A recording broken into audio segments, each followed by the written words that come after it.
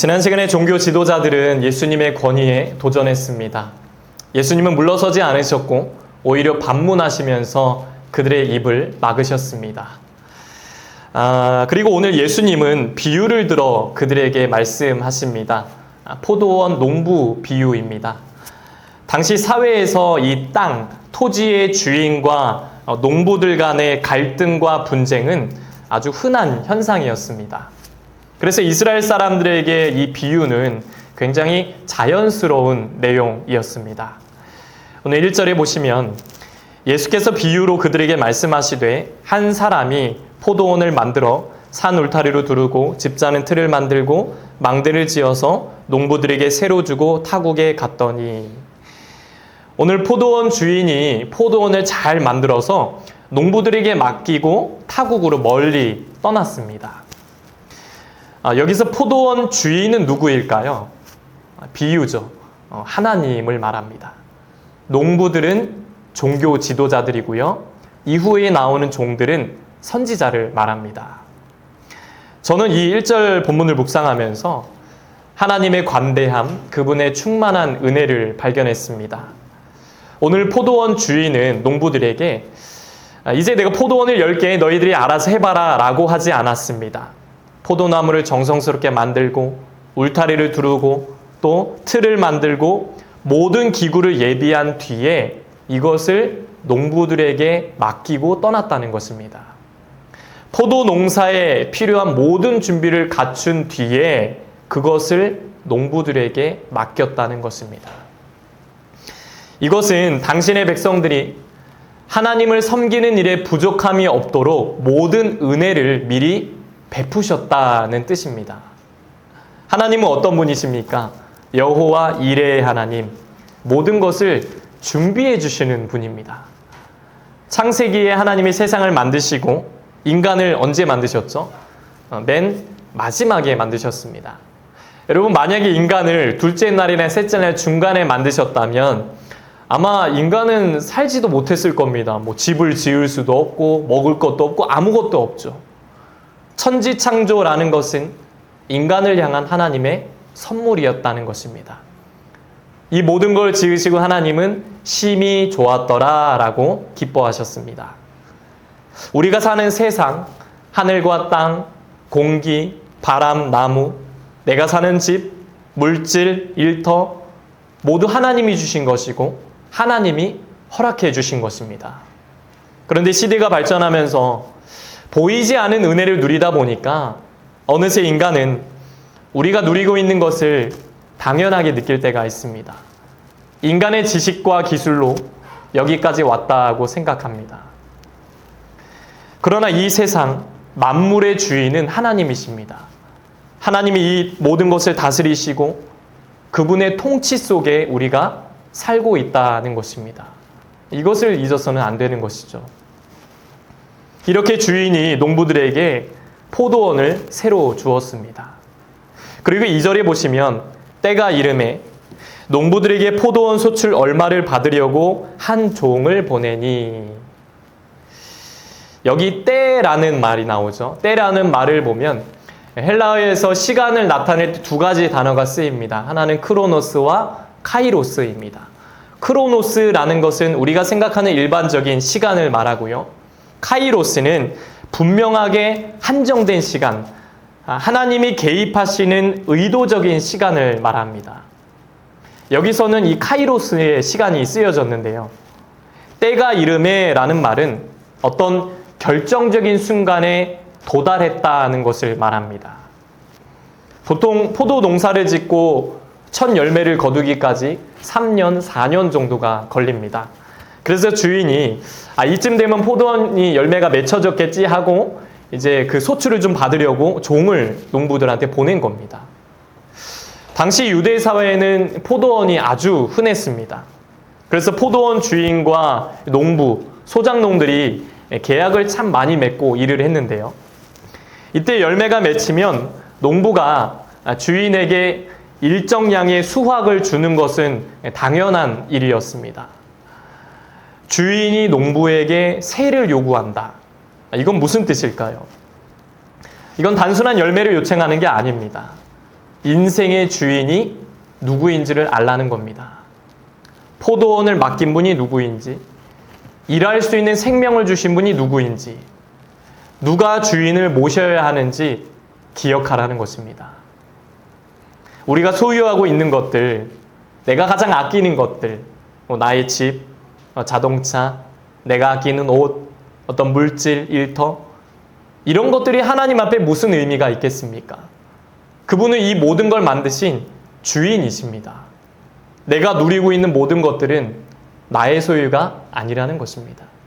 하나님의 것입니다. 근데 오늘 농부들은 어떻게 합니까? 3절에 보니까 그들이 종을 잡아 심히 때리고 거저 보내었거늘. 종을 때리고, 주인이 보낸 종을 때리고 빈손으로 보내요. 주인이 다시 종을 보내는데 또 때리고 모욕을 합니다. 근데 주인이 다시 종을 또 보내요. 이번엔 그 종을 죽이기까지 합니다. 농부들이 아주 악하게 반응을 합니다. 여기서 종은 선지자를 말하는 것입니다. 구약을 보면 하나님은 이스라엘 백성들을 향해서 선지자를 끊임없이 보냈습니다. 왜 보냈습니까? 돌아오라는 겁니다. 백성들이 회개하고 돌아와라. 성경의 예레미야는 그 별명이 눈물의 선지자였습니다.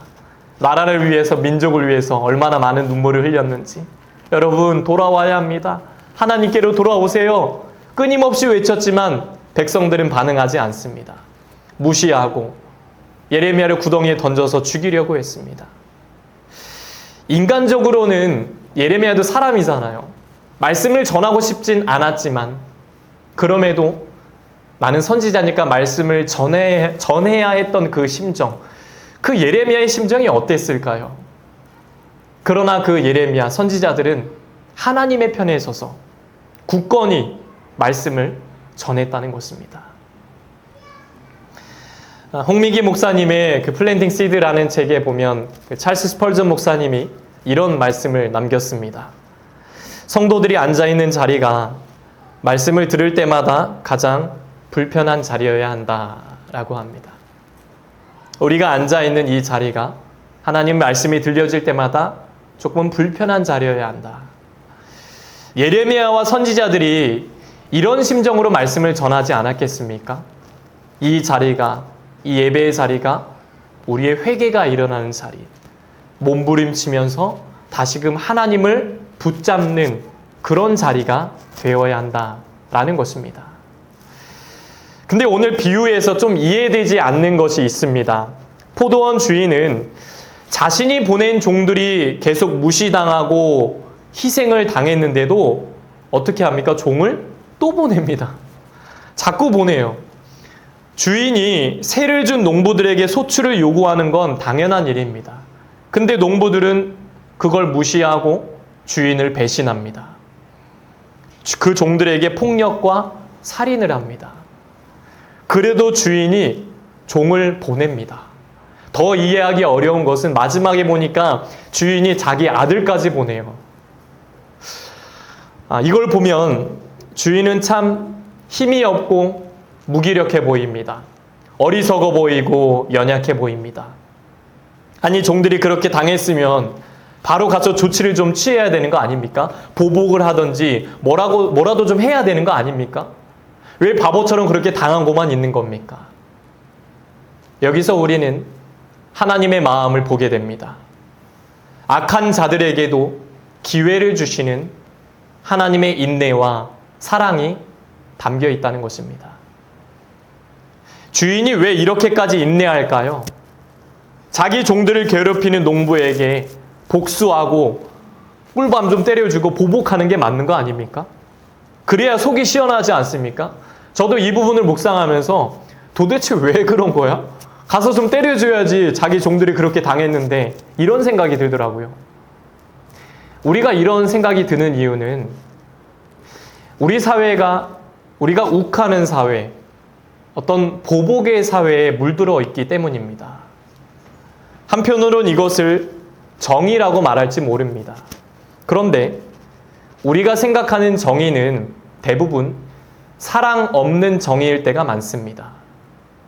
정의만 놓고 보면 오늘 주인은 이 시대와는 전혀 맞지 않는 행동을 하고 있는 것입니다.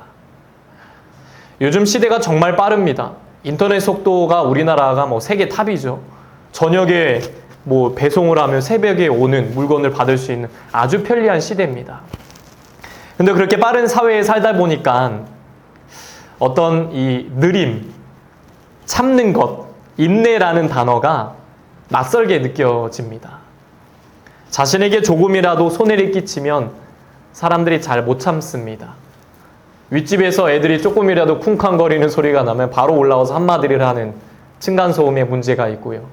또 운전하다가 갑자기 누가 확 끼어들면 나도 모르게 여기서 막 올라오는, 창문을 내릴까 말까 하는 그런 마음이 들 때가 있습니다.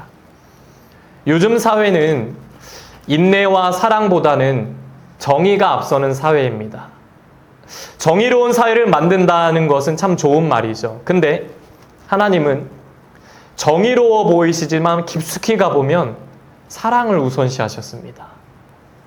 인내가 무엇일까요? 정의보다 사랑이 앞설 때 가능한 것입니다. 하나님의 사랑은 오래 참는 것입니다. 인내하고 또 인내해 주시고 용서하는 것입니다. 그게 하나님의 사랑이에요. 저는 이 말씀을 묵상하면서 진도가 안 나가더라고요. 말씀을 준비하는데. 그러니까 내가 인내하지 못하고 그만큼 사랑이 좀 부족하다 보니까 말씀 준비가 잘 안 나가시더라고요. 남녀가 결혼을 하면 그 신혼 초에 좀 여러 가지 일로 부딪히는 일이 많지 않습니까?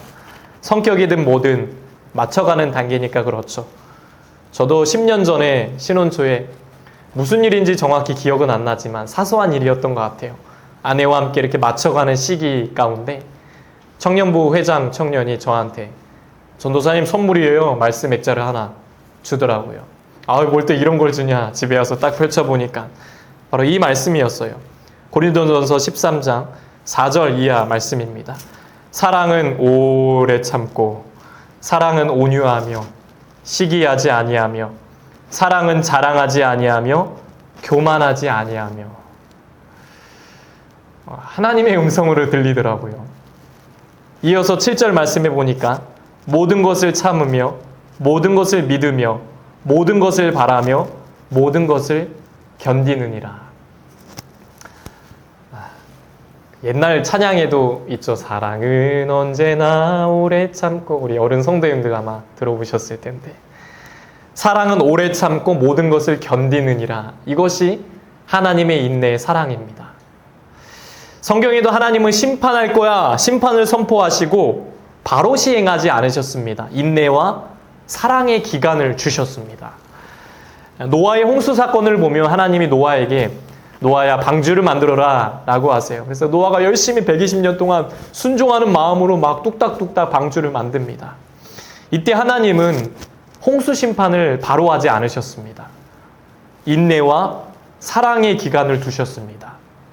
백성들이 회개하고 돌아올 수 있는 시간을 주신 겁니다. 만약에 인간이 불순종할 때마다 하나님이 징벌을 하셨다면 어떻게 됐을까요? 살아남을 사람 아무도 없을 겁니다. 지금 농부들을 향해 인내하고 계신 것처럼 당신의 백성들을 향해서도 우리를 향해서도 인내와 사랑의 은혜를 베풀고 계시다는 것을 우리는 기억해야 합니다. 그 사랑은 자기의 아들까지 보낸 사랑이었습니다. 6절에 보니까 이제 한 사람이 남았으니 곧 그가 사랑하는 아들이라 최후로 이를 보내며 이르되 내 아들은 존대하리라 하였더니. 여기 마지막에 존대한다 라는 말은 원어로 엔트레포라고 하는데요. 이 말은 돌이켜 공경을 표현한다 라는 뜻입니다. 돌이켜 공경을 표현한다. 포도원 주인이 아들을 통해서 농부들을 돌이켜서 공경할 것을 원한 것입니다. 내 아들을 보내면 얘들이 좀 달라지겠지? 라고 생각한 것이죠. 돌아왔으면 좋겠다라는 것입니다. 성경의 요나를 보면 요나의 꿈은 불의로 가득한 니느웨라는 도시가 하나님께 벌을 받아서 망하는 게 요나의 꿈이었습니다. 저 니느웨 백성들 니느웨 사람들이 하나님의 저주를 받아서 망하면 좋겠다. 이게 요나의 바람이었어요. 그렇게 요나가 성 밖에서 팔짱을 끼고 이렇게 지켜봤습니다. 이때 하나님이 요나에게 박넝쿨 하나를 마련해 주십니다. 요나의 머리 위에 이제 박넝쿨이 이제 그늘이 딱 지니까 요나가 기분이 참 좋아졌습니다.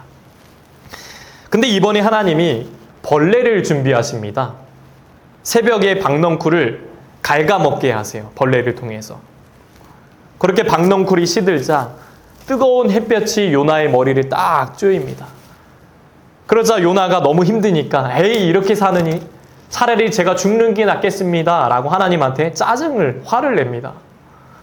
그러자 하나님이 말씀하세요. 요나야, 너는 네가 심지도 않고 기르지도 않은 박넝쿨 하나에 죽느니 사느니 하느냐? 하룻밤 박넝쿨도 그렇게 소중히 여기면서 내가 그렇게 아끼는 백성들 니느웨의 12만 명의 불신자들과 그 가축들을 향한 내 마음을 너는 왜 모르느냐? 라고 하십니다. 요나서 4장 11절 말씀해 보니까 하물며 이 큰 성읍 니느웨에는 좌우를 분별하지 못하는 자가 12만 명이요 가축도 많이 있나니 내가 어찌 아끼지 아니하겠느냐 하시니라. 내가 어찌 그들을 아끼지 않겠느냐? 요나야, 너 정신 좀 차려라. 이것이 하나님의 박넝쿨 사랑입니다. 그들도 내가 사랑한다는 것입니다. 근데 오늘 농부들의 반응은 어떻습니까? 오늘 7절에 보니까 그 농부들이 서로 말하되 이는 상속자니 자 죽이자. 그러면 그 유산이 우리 것이 되리라 하고. 주인의 아들을 죽이면 그 땅이 자기들의 땅이 될 것이라고 생각합니다. 계산이 굉장히 빨라요. 그래서 아들을 죽입니다. 자기들의 이익을 위해서 죽인 겁니다. 이 아들은 누굴까요? 예수 그리스도입니다. 2000년 전에 예수님이 이 땅에 오셨습니다. 근데 사람들은 예수님을 포도원 밖으로 예루살렘 밖으로 끌고 갔습니다. 골고다 언덕에서 예수님은 십자가에 못 박혀 죽으셨습니다. 히브리서 13장 12절에 보니까 그러므로 예수도 자기 피로써 백성을 거룩하게 하려고 성문 밖에서 고난을 받으셨느니라. 포도원 주인은 수많은 기회를 농부들에게 줬습니다.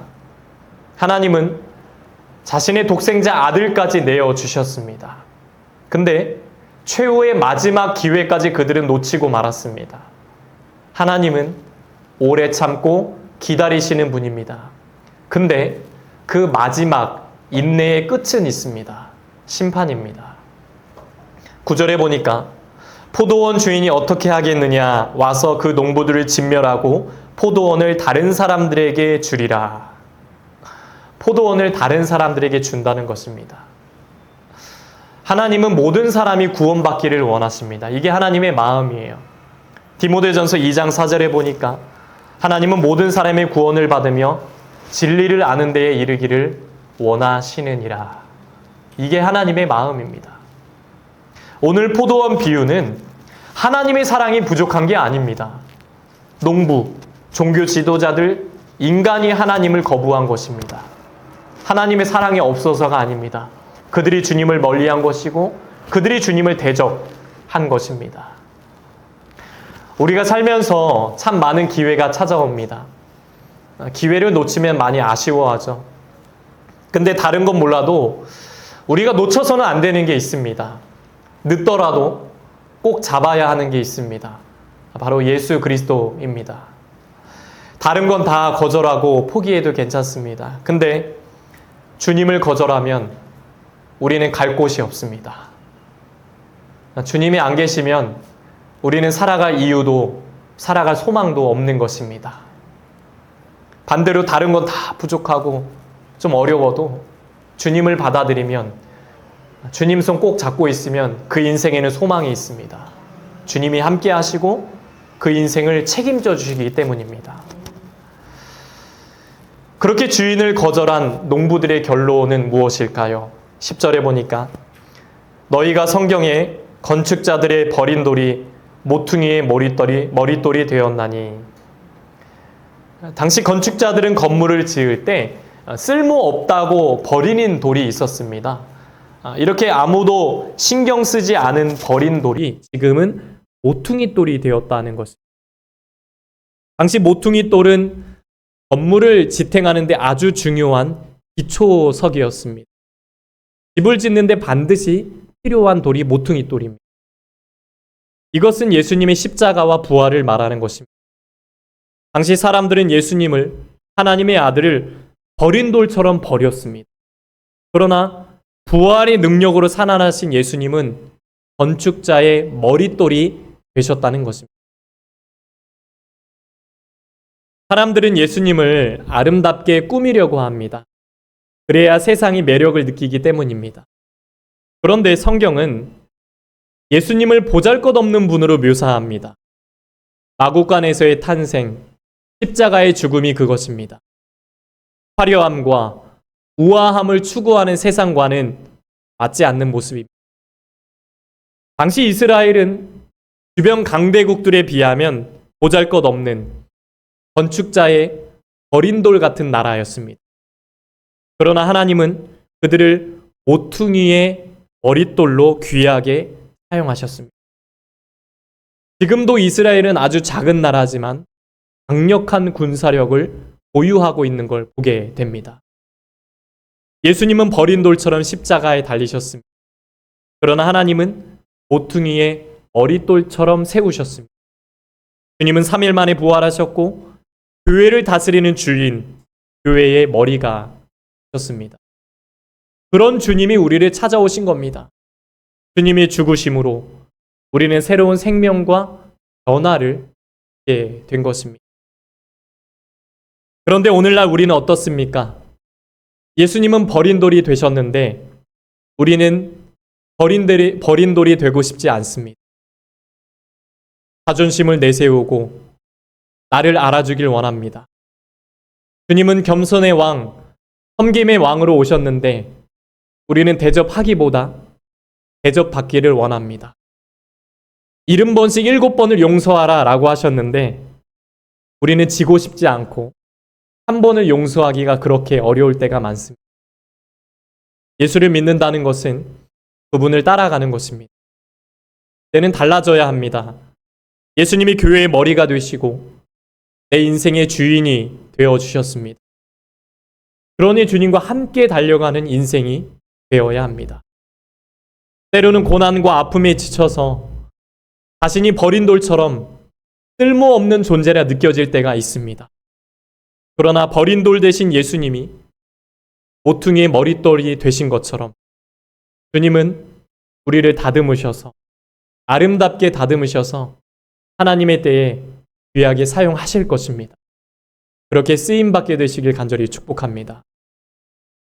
나 가진 재물 없으나 라는 찬양을 남긴 뇌성마비 송명희 시인의 그 이름이라는 시가 있는데 찬양으로도 나와 있습니다. 그 시를 소개해 드립니다. 예수 그 이름 나는 말할 수 없네. 그 이름 속에 있는 비밀을, 그 이름 속에 있는 사랑을, 그 사랑을 말할 수 없어서 그 풍부한 표현 못해서 비밀이 되었네. 사람들 그 이름 건축자의 버린 돌처럼 버렸지만 내 마음에 새겨진 그 이름 아름다운 보석, 내게 있는 귀한 비밀이라 내 마음에 숨겨진 기쁨. 버린 돌이었지만 머릿돌 대신 예수의 이름이 우리의 소망입니다. 그 이름이 우리의 보석이요 기쁨인 줄로 믿습니다. 우리는 고통 없는 영광을 원합니다. 그러나 no cross, no crown, 십자가 없는 영광은 없습니다. 십자가 끝에 부활이 있는 것처럼 주님이 다시 회복시켜 질 것입니다. 하나님은 안전의 역사를 이루시는 분입니다. 일으키시고 세워주시는 분입니다. 오늘 본문은 시편 118편 말씀을 인용한 말씀입니다. 시편 118편 22절에 보니까 건축자가 버린 돌이 집 모퉁이의 머릿돌이 되었네. 어떻게 버린 돌이 머릿돌이 될 수 있을까요? 성경은 그 다음 절에 이렇게 대답을 합니다. 23절 말씀해 보니까 이는 여호와께서 행하신 것이요 우리 눈에 기이한 바로다. 아멘. 전능하신 하나님이 행하셨기에 가능했다는 것입니다. 하나님이 일하시면 된다는 것입니다. 하나님이 움직이시면 된다는 것입니다. 머릿돌 되신 주님을 인생의 기초로 삼고 그분의 말씀을 기준에 두고 살아가시길 바랍니다. 우리가 땅에 살지만 여러분 하늘을 바라보며 살아가시길 바랍니다. 버린 돌 같은 우리 인생을 주님께서 모퉁이 돌 같은 영광스러운 승리의 인생으로 만들어 주실 것입니다. 이런 신비와 역설이 기독교입니다. 우리 교회가 모퉁이의 머릿돌 대신 예수 안에서 아름답게 되어져 가길 소망합니다. 그 예수 안에서 머릿돌로 온전히 귀하게 쓰임받는 저와 여러분의 인생이 되시길 주님의 이름으로 간절히 축복합니다. 함께 찬양하고 기도하겠습니다. 하나님은 우리의 함께 찬양하며 결단하겠습니다.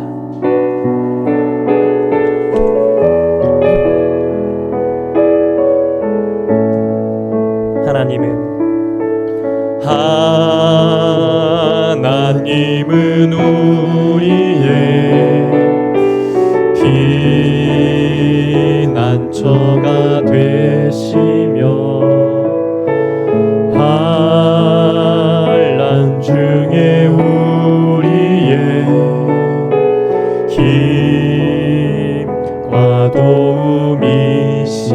너희는 가만히 있어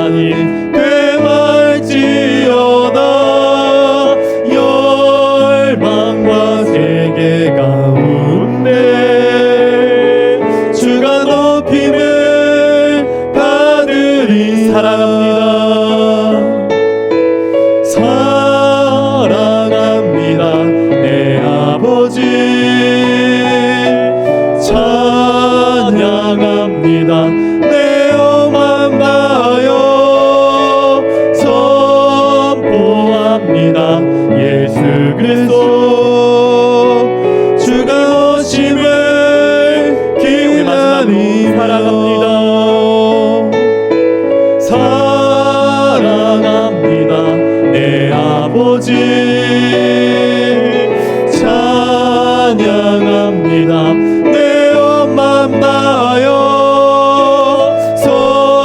선포합니다. 예수 그리스도 주가 너심을 기다리며. 이 시간 기도할 때 하나님 버린 돌 같은 우리 인생을 모퉁이의 머릿돌 같은 인생으로 변화시켜 주옵소서. 나를 온전히 사용하여 주옵소서. 머릿돌 대신 예수 안에서 우리 교회가 아름답게 세워져 가게 하여 주옵소서.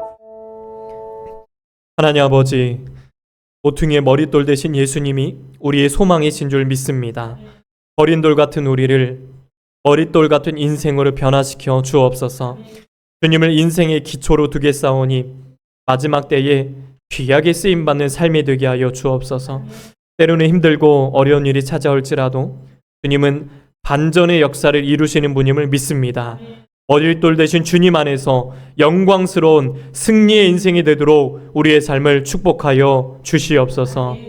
이제는 우리 주 예수 그리스도의 은혜와 하나님 아버지의 넘치는 사랑하심과 성령의 감화감동 역사 교통하심이 머릿돌 대신 주님 안에서 온전히 쓰임받고 하늘의 백성으로 은혜를 누리며 살기 원하는 때야새 성도들과 가정과 자녀들과 일터 위에 이제부터 영원토록 함께 하시기를 간절히 축원하옵나이다. 아멘.